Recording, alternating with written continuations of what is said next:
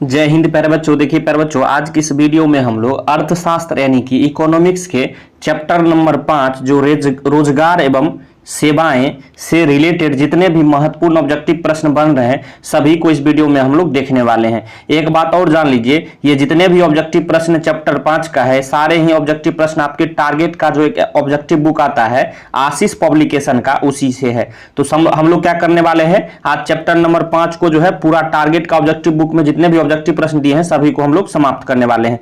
तो वीडियो पूरा अंत तक जरूर देखिएगा, एक ही वीडियो में हम लोग पूरा खत्म कर देंगे सभी ऑब्जेक्टिव चैप्टर नंबर 5 को। समझ गए? तो प्रश्न पहले की ओर हम लोग चल रहे हैं। कह रहा है कि सिलिकॉन शहर के नाम से कौन प्रसिद्ध है। सिलिकॉन शहर के नाम से कौन प्रसिद्ध है प्यारे बच्चों? याद रखना है आपको, बेंगलुरु। कौन जो है? बेंगलुरु जो है सिलिकॉन शहर के नाम से प्रसिद्ध है। कृषि क्षेत्र में पाई जाती है। प्रश्न 2 कह रहा है कृषि क्षेत्र में पाई जाती है। कौन सी बेरोजगारी कृषि क्षेत्र में पाई जाती है प्यारे बच्चों? तो याद रखना है छिपी हुई बेरोजगारी जो है कृषि क्षेत्र में पाई जाती है। समझ में आ गया? प्रश्न 3 कह रहा है उदारीकरण और वैश्वीकरण ने सेवा क्षेत्र में लाई है। क्या लाई है प्यारे बच्चों? उदारीकरण और वैश्वीकरण से जो है सेवा क्षेत्र में क्या लाई है? धीमी है कि मध्यम है कि काफी तेज है कि कोई प्रगति नहीं है? किस प्रकार की प्रगति लाई है प्यारे बच्चों? तो याद रखना आपको सही आंसर क्या हो जाएगा? काफी तेज प्रगति। क्या हो गया सही आंसर? काफी तेज प्रगति जो है उदारीकरण और वैश्वीकरण ने सेवा क्षेत्र में लाई है। याद रखिएगा, समझ में आ गया? प्रश्न 4 कह रहा है कि नरेगा बनाई गई है। नरेगा जो है किस क्षेत्रों के लिए बनाई गई है प्यारे बच्चों? याद रखिएगा सही आंसर क्या हो जाएगा? ग्रामीण क्षेत्र के लिए। प्रश्न 5 जवाहर रोजगार योजना लागू की गई। कब लागू की गई प्यारे बच्चों? तो याद रखना है ये जो है 1989 में लागू की गई। छिपी हुई बेरोजगारी पाई जाती है किस क्षेत्र में? छिपी हुई बेरोजगारी पाई जाती है, अभी हमने बताया प्यारे बच्चों, कृषि क्षेत्र में। प्रश्न 7 कह रहा है भारत में कॉल सेंटरों की संख्या है। भारत में कॉल सेंटरों की कुल कितनी संख्याएं हैं प्यारे बच्चों? इसकी संख्या जो है कि बढ़ी है कि घटी है कि स्थिर रही है? तो याद रखना आपको सही आंसर क्या हो जाएगा? बढ़ी है। भारत में जो है कॉल सेंटरों की संख्या बढ़ी है। प्रश्न 8 कह रहा है कि आउटसोर्सिंग का सर्व प्रमुख क्षेत्र है। आउटसोर्सिंग का सर्व प्रमुख क्षेत्र कौन सा हो जाएगा देश पर बच्चों? याद रखिएगा सही आंसर यहां क्या हो जाएगा? भारत हो जाएगा। प्रश्न 9 कह रहा है ऑल इंडिया रेडियो का नाम बदलकर आकाशवाणी कब किया गया? काफी महत्वपूर्ण प्रश्न है ये। देखिए 2022 में आपके बोर्ड परीक्षा में पूछा जा चुका है। तो ऑल इंडिया रेडियो का जो है नाम बदलकर आकाशवाणी कब किया गया था बच्चों? तो याद रखना सही आंसर 1957 ईस्वी में। प्रश्न 10 कह रहा है भारत में सेवा क्षेत्र को सामान्यतः कितने भागों में बांटा जा सकता है? कितने भागों में सेवा क्षेत्र को बांटा जा सकता है भारत में प्यारे बच्चों? याद रखना है आपको 2 क्षेत्रों में। कितने क्षेत्रों में? तो 2 क्षेत्रों में बांटा जा सकता है। प्रश्न 11 कह रहा बाजार की व्यापकता का विस्तार भारत से गया है। किस महादेश में गया है प्यारे बच्चों? बाजार की व्यापकता का विस्तार भारत से गया है किस महादेश में? याद रखना है प्यारे बच्चों पूरी दुनिया में गया है। कहां गया है? तो पूरी दुनिया में गया है। प्रश्न 12 मॉल उपलब्ध कराता है वस्तुएं। मॉल किस प्रकार की वस्तुएं उपलब्ध कराता है प्यारे बच्चों? याद रखिएगा यहां सही आंसर क्या हो जाएगा? एक ही स्थान पर जो है आपको सारे वस्तुएं उपलब्ध कराता है मॉल। आप लोग जानते होंगे जहां मॉल कपड़ा खरीदने जाते हैं वहां क्या होता है कि सभी प्रकार के ब्रांडेड कपड़ा आपको एक ही जगह मिलता है, वही आपको पूछा जा रहा था। प्रश्न 13 कर भारत मानव पूंजी के प्रमुख घटक कितने हैं? मानव पूंजी के प्रमुख घटक कितने हैं प्यारे बच्चों? याद रखिएगा सही आंसर हो जाएगा 5 है। प्रश्न 14 रोजगार एवं सेवा एक दूसरे के क्या है? रोजगार एवं सेवा एक दूसरे के क्या है प्यारे बच्चों? याद रखिएगा एक दूसरे के जो है क्या है? तो पूरक और परस्पर पूरक है। परस्पर और पूरक है। क्या है? परस्पर और पूरक है। यानी ऑप्शन डी बिल्कुल सही हो जाएगा, बी और सी दोनों। आगे चल रहे प्रश्न 15 कह रहा है नरेगा एक कार्यक्रम है। नरेगा जो है किस स्तर का एक कार्यक्रम है प्यारे बच्चों? याद रखना आपको सही आंसर क्या हो जाएगा? राष्ट्रीय स्तर का। किस स्तर का? तो राष्ट्रीय स्तर का। प्रश्न 16 ऊर्जा के मुख्य स्रोत क्या है? ऊर्जा के जो है मुख्य स्रोत क्या है प्यारे बच्चों? याद रखिएगा ऊर्जा के मुख्य स्रोत कोयला भी है, पेट्रोलियम भी है, विद्युत भी है। यानी ऑप्शन डी सही हो जाएगा इनमें सभी। समझ में आ गया? प्रश्न 17 कह रहा है कौन सी सेवा सरकारी है? 4 ऑप्शन आपके सामने दिए गए हैं। एक है सेवा क्षेत्र, दूसरा है बैंकिंग सेवा, तीसरा है यातायात सेवा और ऑप्शन डी क्या है? स्वास्थ्य सेवा। इसमें आपको खोजना है कि सेवा जो कौन सी सेवा जो है सरकारी है प्यारे बच्चों? याद रखिएगा यहां जो है सही आंसर बैंकिंग सेवा जो है ये सरकारी है। समझ में आ गया? प्रश्न जो है 18 कह रहे हैं कौन सी सेवा गैर सरकारी है? यहां भी देखिएगा गैर सरकारी खोजिए कौन हो जाएगा? मतलब गैर सरकारी कहने का मतलब जो सरकारी नहीं है, मतलब प्राइवेट है। तो पहला है सैन्य सेवा, ये बिल्कुल सरकारी है। वित्त सेवा प्यारे बच्चों आप देखिए यहाँ वित्त सेवा दिया हुआ है, यह सरकारी है कि गैर सरकारी? जल्दी से बताइए आप कमेंट बॉक्स में। तो यहाँ जो है आपको ये जो है वित्त सेवा जो है ये गैर सरकारी नहीं है, ये सरकारी है। ऑप्शन सी है मॉल सेवाएं। देखिए ये प्राइवेट है, यही जो है आपको प्राइवेट है यानी गैर सरकारी है, मॉल जो है प्राइवेट सेवा है, रेल सेवा भी सरकारी है। तो ऑप्शन सी यहां क्या हो गया, बिल्कुल सही हो जाएगा, याद रखिएगा। प्रश्न जो है 19 कह रहा है आर्थिक आधारभूत संरचना नहीं है, इनमें से कौन जो है आर्थिक आधारभूत संरचना नहीं है, पर जो याद रखिएगा सही आंसर यहां शिक्षा हो जाएगा। प्रश्न 20 कह रहा है बिहार संपन्न है, बिहार किसमें संपन्न है, पर जो याद रखना है कृषि में बिहार संपन्न है। प्रश्न किस मानव पूंजी निर्माण के प्रमुख घटक नहीं है, मानव पूंजी निर्माण के इनमें से कौन जो है प्रमुख घटक नहीं है, पर जो याद रखिएगा यहां जो है आपको जो है भोजन भी है, वस्त्र भी है, शिक्षा भी है, यानी ऑप्शन डी सही रहेगा, कोई नहीं, यहां जो है कोई नहीं जो है प्रमुख घटक नहीं है। प्रश्न जो है 22 कह रहा है कि आर्थिक विकास का दूसरा क्षेत्र है, आर्थिक विकास का दूसरा क्षेत्र क्या हो जाएगा, कृषि क्षेत्र हो जाएगा। प्रश्न 23 आर्थिक विकास का तीसरा क्षेत्र क्या है, देखिए यह प्रश्न 15 में 20 में 21 में तीन बार आपके बोर्ड परीक्षा में पूछा जा चुका है, काफी महत्वपूर्ण है।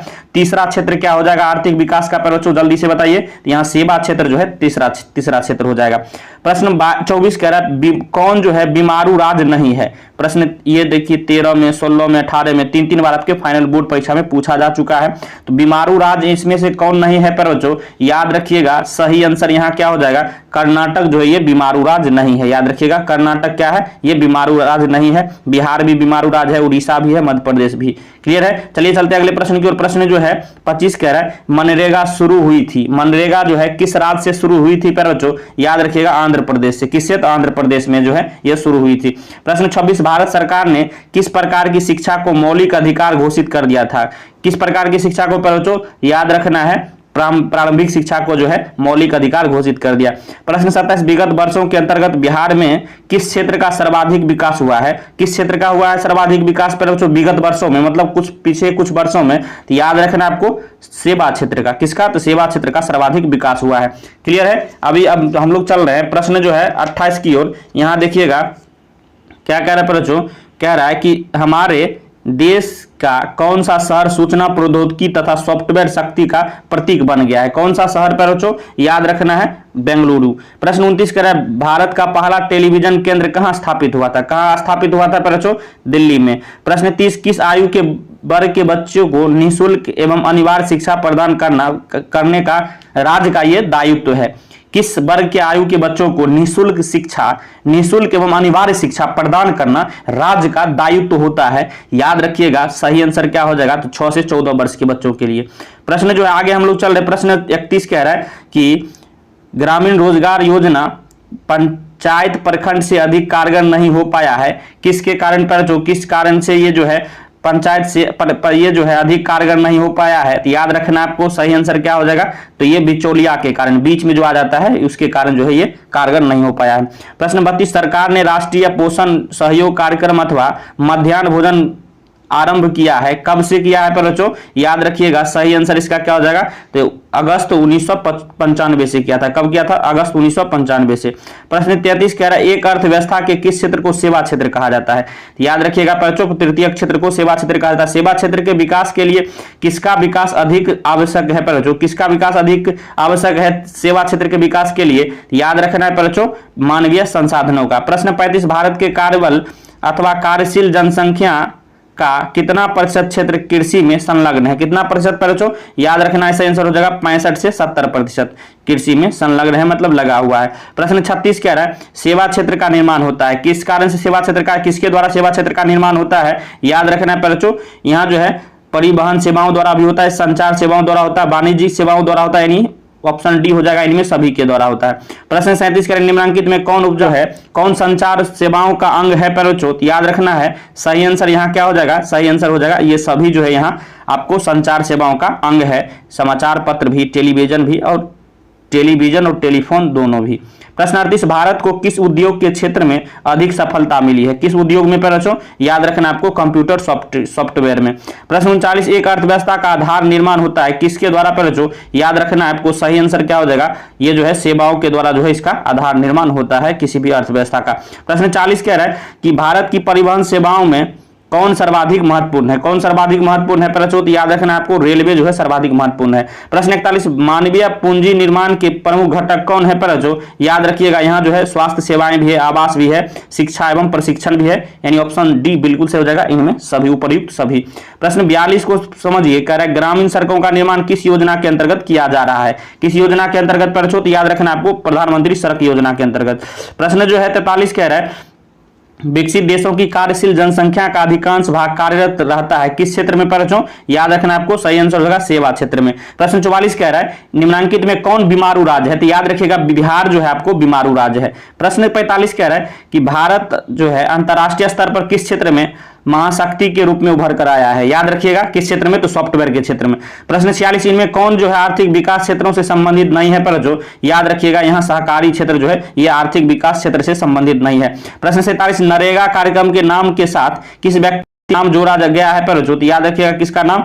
तो ये जो है महात्मा गांधी जी का नाम जोड़ा गया है नरेगा कार्यक्रम के अंतर्गत। प्रश्न 48 कह रहा है काम के बदले अनाज योजना कब लागू हुई? काम के बदले अनाज योजना कब लागू हुई पर बच्चों? याद रखिएगा नवंबर 2004 में। प्रश्न 49 नरेगा कार्यक्रम की शुरुआत किस राज्य से हुई? तो आपको पता होगा ये प्रश्न हम अभी एक कराए हैं, जल्दी से बताइए कमेंट बॉक्स में। तो आंध्र प्रदेश से। प्रश्न 50 कह रहा है निर्यात संवर्धन क्षेत्र यानी ईपीजेड को निम्न में से किसमें बदल दिया गया है? किसमें बदल दिया गया है बच्चों? विशेष आर्थिक क्षेत्र में। किसमें? विशेष आर्थिक क्षेत्र, याद रखिएगा। प्रश्न 51 कह रहा है इनमें से निम्न में कौन सी बेरोजगारी कृषि क्षेत्र में पाई जाती है? तभी हमने बताया, 2 बार बता चुका हूं, छिपी बेरोजगारी जो आपको कृषि क्षेत्र में पाई जाती है, याद रखना है बच्चों। यहाँ जो है छिपी बेरोजगारी और मौसमी बेरोजगारी दोनों प्रकार के यहाँ जो है बेरोजगारी कृषि क्षेत्र में पाई जाती है। प्रश्न 52 कह रहा है प्रधानमंत्री नरेंद्र मोदी ने विमुद्रीकरण की घोषणा कब की? कब की थी बच्चों? याद रखिएगा ये जो है 8 नवंबर 2016 को की थी। प्रश्न 53 भारत में एलपीजी नीति कब अपनाई गई बच्चों? भारत में एलपीजी नीति कब अपनाई गई? याद रखना है 1991 में। प्रश्न 54 कह रहा है खनन को किस क्षेत्र में शामिल करते हैं?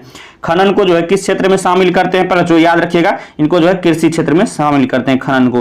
प्रश्न 55 कह रहा है कि निम्न में से क्या आर्थिक आधारभूत संरचना का अंग है पर बच्चों? क्या अंग हो जाएगा? याद रखिएगा यहाँ यातायात जो है आर्थिक आधारभूत संरचना का अंग है। तो इस तरह से आपके चैप्टर नंबर 5 में जो है टारगेट के ऑब्जेक्टिव बुक में जितने भी ऑब्जेक्टिव प्रश्न थे सभी को हमने इस वीडियो में करा दिया है।